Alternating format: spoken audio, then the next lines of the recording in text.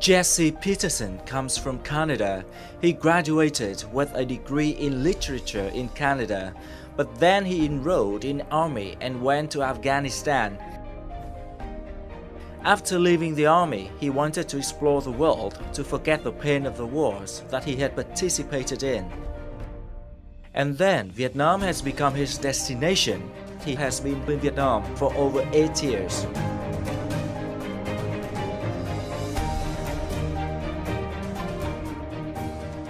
He spent a lot of time with the Vietnamese, learning Vietnamese, exploring by himself what he had never seen before. From the north to the south and from all walks of life, each place gives him a completely different experience.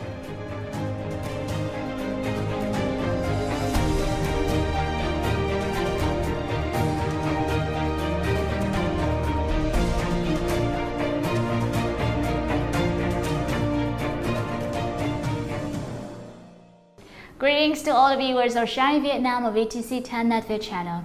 Today we have a talk with Jesse Peterson, a familiar Canadian writer to Vietnamese readers with all of his entertaining, joyful, and comedic articles. But he also writes a lot of meaningful articles with deep messages that he wants to deliver through his journeys to discover the beauty of Vietnam and its people. Thank you for coming to our show, Jesse. Hi, I'm Jesse Peterson. I work for Trai, cưỡi, and I've lived in Vietnam almost 8 years now. So thank you so much for coming. And first question, can you share with us about your first journey to discover Vietnam, and what did you think about Vietnamese back at the time? So the first time was because I lived in Hanoi, and I was alone. And you know how there's two realities. There's like the reality you can see, like you can see trees and rocks and things. And then there's the other reality on the internet, or paying attention to money or brand names and things like that. So at that time, because I had no friends, I was so lonely, I was really in like virtual reality, right? And I had one friend, and he was the same. He was addicted to chatting with girls, right? So we said, okay, we gotta throw everything away and go to the forest for 1 week. No internet, no chatting with girls, nothing. And so we went to Yên Bái and down to Nghĩa Lộ. Do you know Nghĩa Lộ?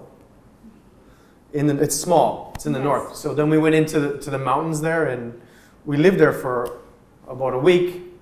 In your opinion, yeah, what are the interesting things about Vietnam that attracts foreigners to discover and study? I see that a lot of people, they love Vietnam because it's really easy to come here, rent a motorbike, and go trekking. Okay.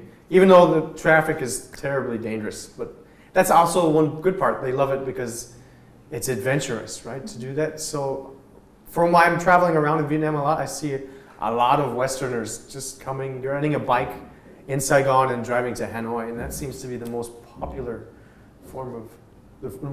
reason. Most of the trips that you shared, the photos we've seen, most of them are in mountainous area. We rarely see you in beach or beside the seaside. Is there a reason for this? Yeah, because I'm from northern Canada, right in the north, right? And I'm kind of from the forest. I love the forest. So I try to spend as much time as I can and get out of the city. I love the beach too, but it's definitely because the forest, there's no people, right? And I'll go for like 3 days, 4 days, bring all my food and water, and for one, it's an adventure, but two, it's a challenge, because it's difficult to bring all your food and walk for 3 days, right? I see. So do you have any memorable experience during your journeys? I went to Ma Tinh Lẫn, Núi Ba Đen, and I brought a guy from America. Yeah. And he was a big guy, he exercised a lot, and he was really strong, but from learning from this, it shows that your attitude doesn't matter how big you are. If you have a bad attitude or a negative attitude, he was climbing the whole time, a big guy, and he was complaining a lot, and we couldn't go to the top because I love you, John. He's a good guy, but his negative attitude, he just it was like he was crying, and then we had to go back.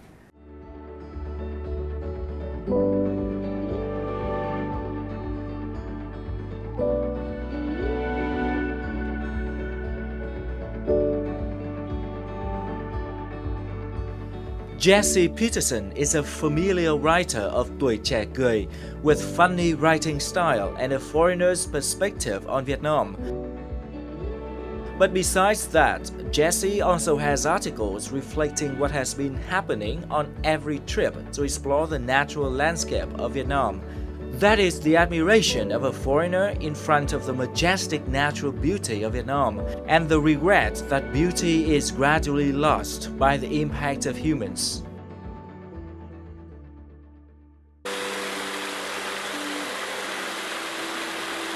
Hôm nay là ngày thứ mấy anh leo Tà Năng Phan Dũng rồi? Hôm nay là ngày thứ 2 rồi. Recently, the article 3 times traveling to Da Nang and Dazzle on Tuổi Trẻ Online has shaken netizens by the heart of a Canadian with Da Nang Phan Dũng track in Vietnam. This is a road that the trekkers choose to conquer. The hills, mountains, grasses, trees, flowers, leaves of wild nature that people want to fight to forget about the worries, busy and dust of the city. Jesse has conquered this track 3 times, but each time he saw the change of the pedestrian walkway, which has been dubbed the most beautiful in Vietnam. It was the anxiety that prompted him to write an article that concerns many Vietnamese.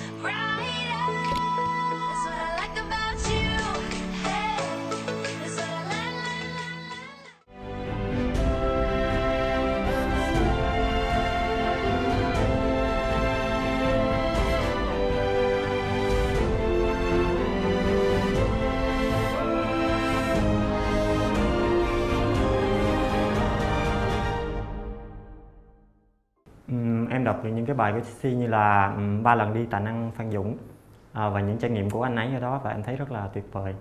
Vì một cái người nước ngoài mà có những cái trải nghiệm về môi trường thiên nhiên khám phá ở Việt Nam, mà em nghĩ là ít có người Việt Nam nào có thể có những cái trải nghiệm sâu sắc được như vậy. Tại vì nó nói đến những cái ý thức bảo vệ môi trường của con người và cuộc sống bon chen của người ở thành thị, và khi hòa mình vào thiên nhiên nó sẽ như thế nào.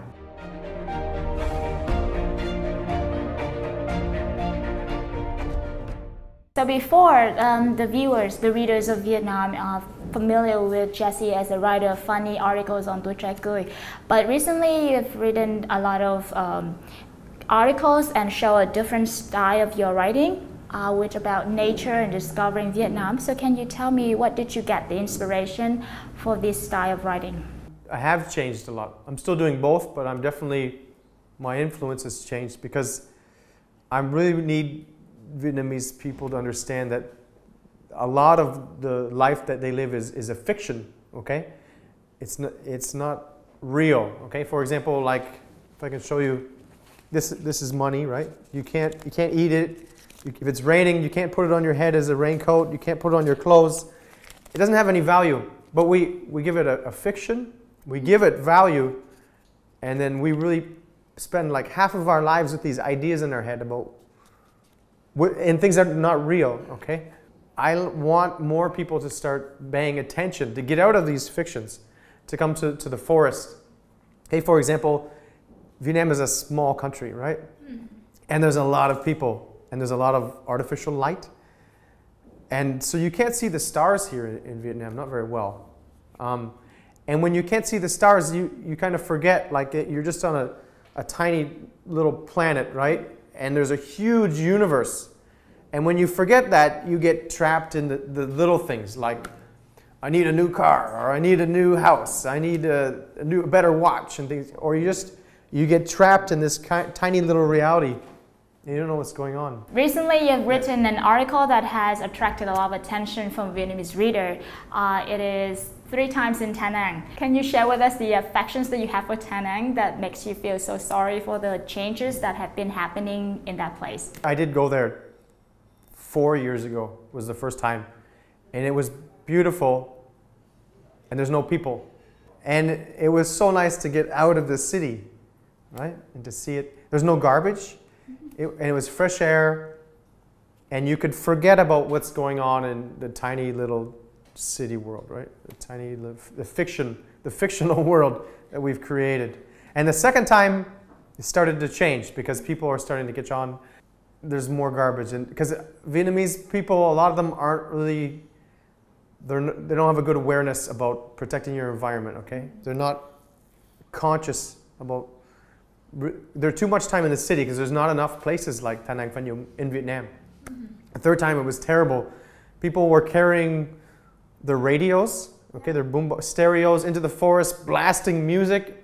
And I go to the forest because I want to hear nature, right? I want to be in a natural place, away from the fictional, the music, the internet, the phones, and all those things. Can you go deeper into, through the article, what kind of message you want to deliver? I want people to go into nature. I want them to like open their eyes up to reality, okay? But I want them to leave their phones at home, okay?